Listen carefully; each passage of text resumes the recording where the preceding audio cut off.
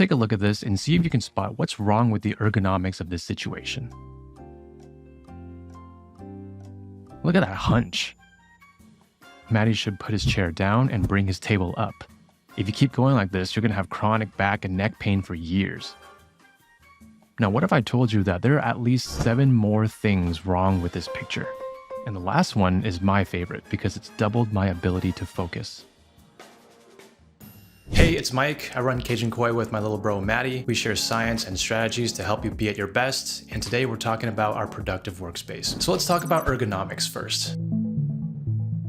Back when I was working as a doctor, I spent at least 5 hours, if not more, a day working at a computer. And it wasn't too long before I started to notice all sorts of aches and pains because the biggest problem was that I was working at numerous computers in different areas of the hospital. So none of them were really customized to fit my ergonomics. But at home, I have my own personal workspace and I've customized it to the ideal ergonomics for me. When we spend hours a day in an unnatural position, this leads to pain later on in life. So ergonomics is all about how you set up your workspace so that you're comfortable and you avoid pain. Step 1 is to adjust your chair and the height of your desk if possible, so that you find a comfy position that achieves the following 3 things. Your lower back is touching the backrest, your heels are touching the floor, and your elbows are at a 90-degree angle. This is all about the alignment of your spine. When your lower back doesn't touch the backrest, it can lead to a slouch in your lower back. This is called posterior pelvic sag, and you can see it right there, that giant triangle of space. This is a huge cause of back pain. So you want to sit as far back in your chair as you can so that your back is supported at about the level of your belt. If your heels are not touching the floor, it makes it easier to get into the slouch too, so we want to either lower your chair or use a footrest. You want your elbows to be about a 90-degree angle for good posture. You don't want to be reaching too far forward because this can really cause tension in your neck and your shoulder muscles. And it can also make your neck go forward and put strain on that part of your spine. This is what some people call the nerd neck because it's a common look for gamers. When I was younger, I played a lot of video games, like a very unhealthy amount, and I never paid much attention to my posture. So it took years of posture correction for me to tame that severe nerd neck that I had. It all comes down to how much time you spend in certain positions. Posture makes permanence. So you can see now that having a good, comfy, adjustable chair is probably the highest return on investment that you can make for your workspace, especially having those adjustable armrests, which is so underrated because if those armrests block the chair from sliding under the desk, this means that you'll be reaching and you don't want to be reaching. I'm personally using an autonomous chair and I've also enjoyed the Herman Miller chairs, although those can get quite expensive, but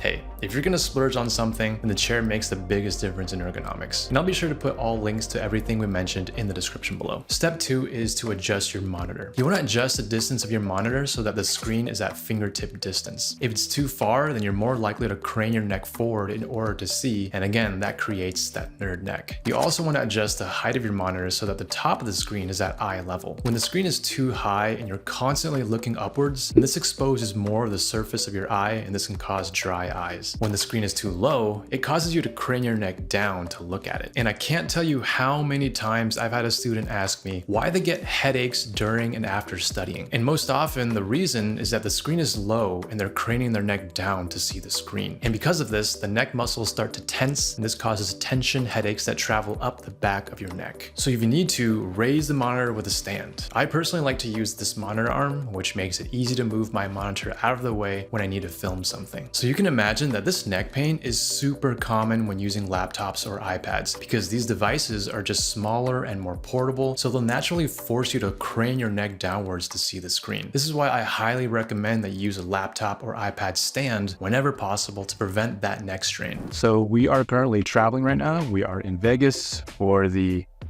Formula One racing weekend, sharing a room with Matty. He's behind the camera right now. This is our hotel room.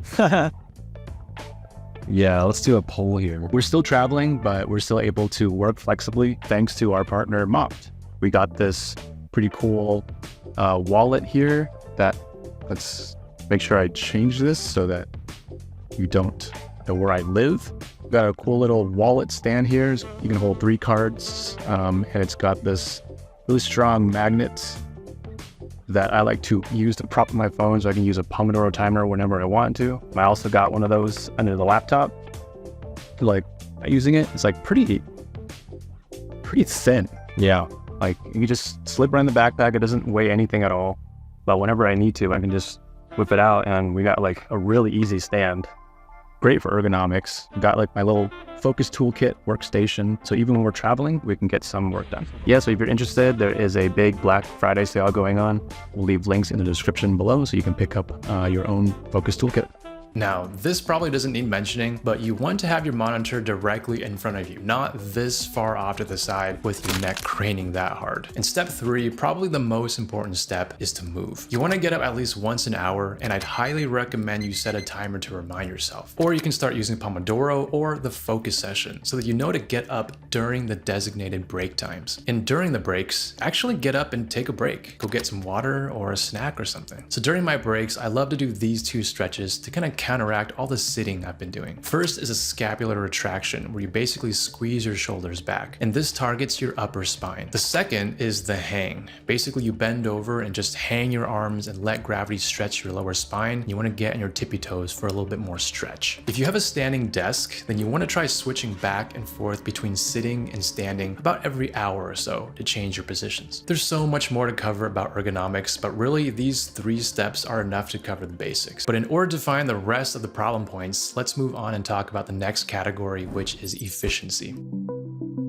How do you increase the efficiency of your workspace so that you get the most out of every session? Step 1 is to use automations, and this is particularly with using electronic devices. As a doctor, I have to write tons of patient notes a day, and I'm internal medicine, so my notes are generally much longer than usual. But I'd always use autofill and keyboard shortcuts. I type \HPI, and it would just auto-populate my entire history and physical template, and I can just quickly fill it out. It was so nice. But even after I stopped working in the hospital, I would still use automations and keyboard shortcuts at home. Because the thing is, if you use a mouse, you gotta move over to your folders, you gotta click around, you gotta find the files that you want, and all this looking around, I know it takes just a few seconds to do, but those seconds can really add up over the long run. Whereas if I just have files and tabs saved, I could just do a quick keyboard shortcut, right? Boom, I'm on YouTube already. Or boom, I'm in my graphics folder if I need to whip up something quickly for a YouTube video. The app that I use is Alfred because I have a Mac, but there are so many options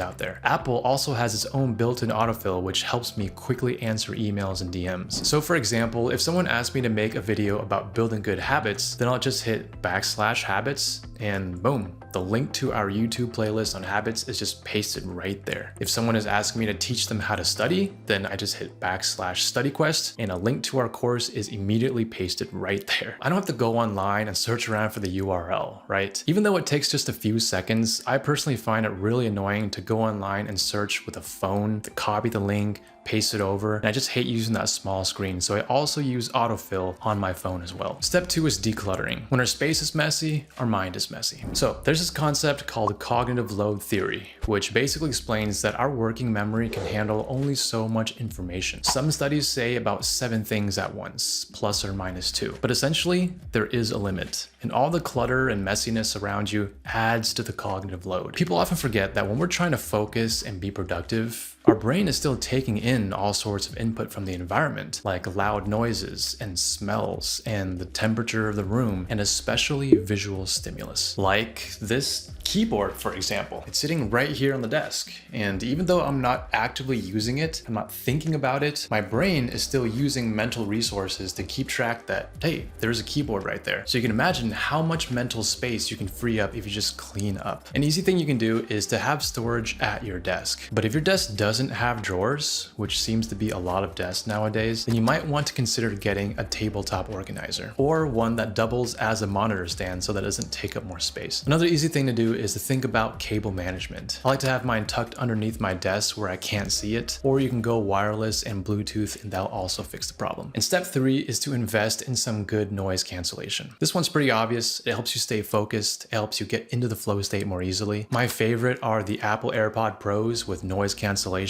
It's such a huge quality of life purchase. I basically don't go anywhere without them really, but you can consider getting some over-the-ear headphones, or you can use earplugs. On to our third category here, which is my personal favorite, and that is enjoyability.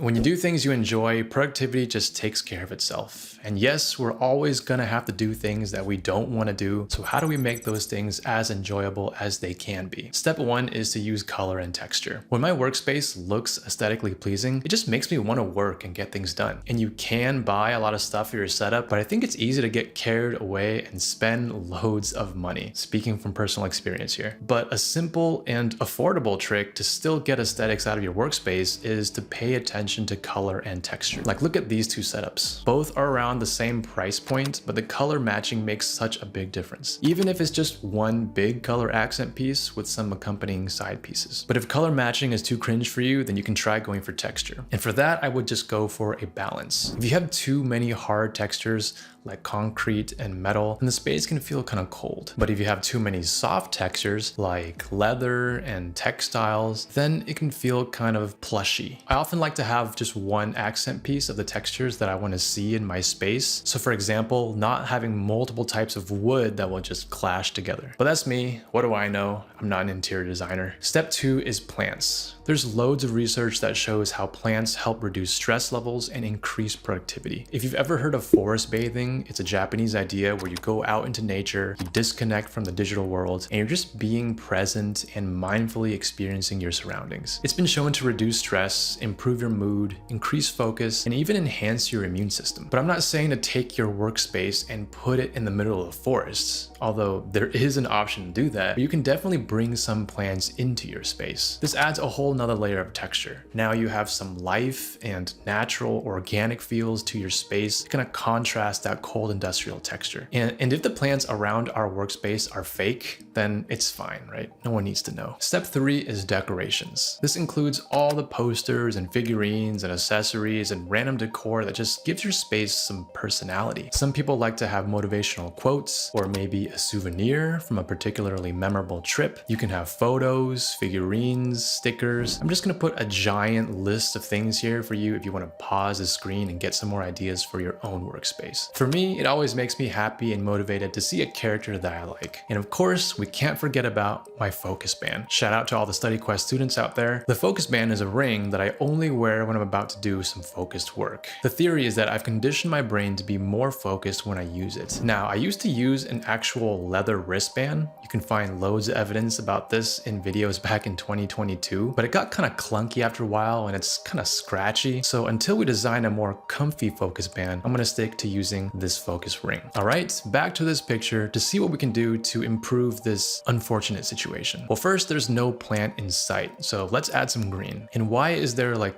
3 different kinds of wood clashing here? Let's fix that. And what else? Oh yeah, you need a familiar object for focus. Get yourself a focus band. Much better. If this is the first time you've ever heard us talking about a focus band or a familiar object or anything to do with the focus checklist, then you might want to check out the origin of where it all came from. It's our evidence-based protocol for training the mind to focus, and it's what we've been recently teaching in our StudyQuest course. You can check out this video here if you're interested. I highly recommend it if you're having trouble focusing. All right, thanks for watching. I'll see you later.